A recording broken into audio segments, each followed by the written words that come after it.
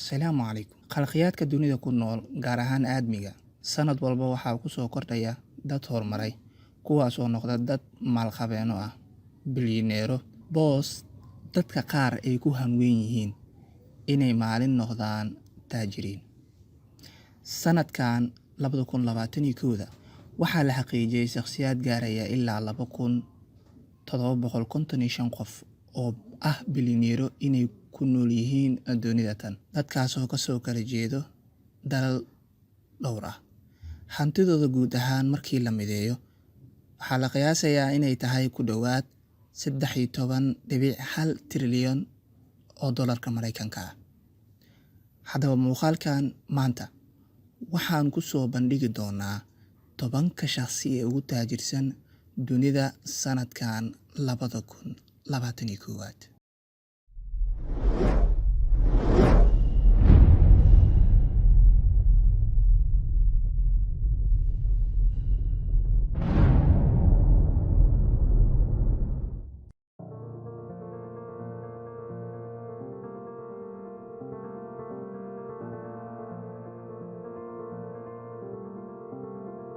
Kaalinta koowaad waxaa ku jira Bernard Arnault, 62 sano jir, reer Faransa ah, maalqabeen iyo weliba madaxa shirkadda waxyaabaha la isku qurxiyo ee LMFH.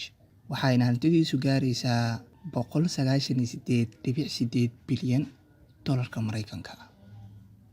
Kaalinta labaad waxaa soo galay Jeff Bezos, milkiilaha shirkadda Amazon, ninka loo aqoonsaday shakhsiga ugu hantida badan dunida tan qarniga kan cusub sanadii 2020 ina soo dhaaftay. Sanadkana waxa uu kaga jiraa kaalinta labaad ninka ugu taajirsan dunida xilliga kan. Hantidiisa waxa ay gaaraysaa 193.3 bilyan oo dollarka Mareykanka ah. Number 3, Elon Musk, ganacsadaha shirkadda gawaarida korontada ku shaqeeya soo saarta ee Tesla iyo shirkadda farsameysa dayax-gacmeedyada ee SpaceX.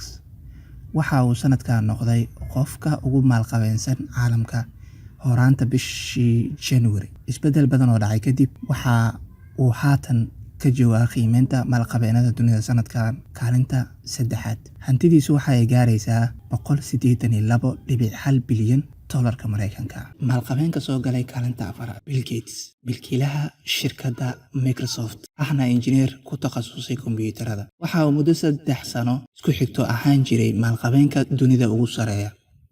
Waana ninkii lagu qiyaasi jiray in haddii hantidiisa loo qaybiyo adduunka oo dhami dadyooga jooga, shakhsi walba ay ku soo aadi doonto lacagtan $7. Sanadkan hantidiisu waxa ay gaaraysaa 132.1 bilyan oo dollar.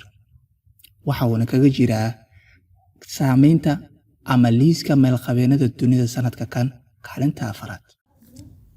Kaalinta shanaad, Mark Zuckerberg, milkiilaha shirkadda Facebook, ninka maalintiiba sameeya lacag lagu qiyaaso 6 ilaa 12 milyan. Ninkani waa 37 jir, maalqabeen muwaadin u dhashay dalka Mareykanka, bilaabay ganacsiga isagoo 19 sano jir ah.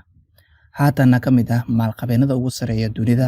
Lacagtiisa waxay gaaraysaa 130.8 bilyan. Larry Page, aasaasaha shirkadda Google. Ninkan waa aasaasihii labaad ee Google, hal abuure ganacsi, bilyaneer iyo weliba guddoomiyaha ugu sareeya shirkadda Alphabet, oo ah shirkad weyn oo ay hoos yimaadaan shirkado waaweyn sida Google iyo YouTube.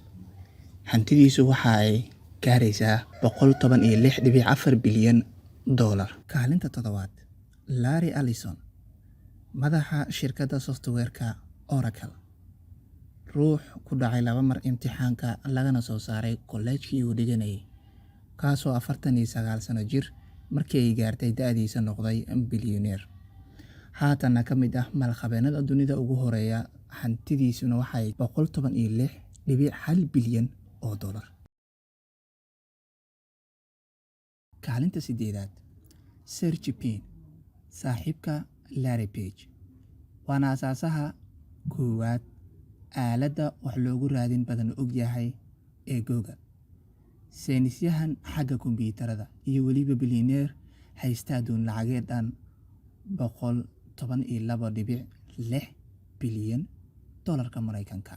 Kaalinta sagaalaad, Warren Buffett, agaasimaha guud ee shirkadda dharka soo saarta ee Berkshire Hathaway, nin ku caanbaxay guulaha heshiisyada shuraakada la galo shirkadaha caalamka ay ugu caansan tahay shirkadda Coca-Cola.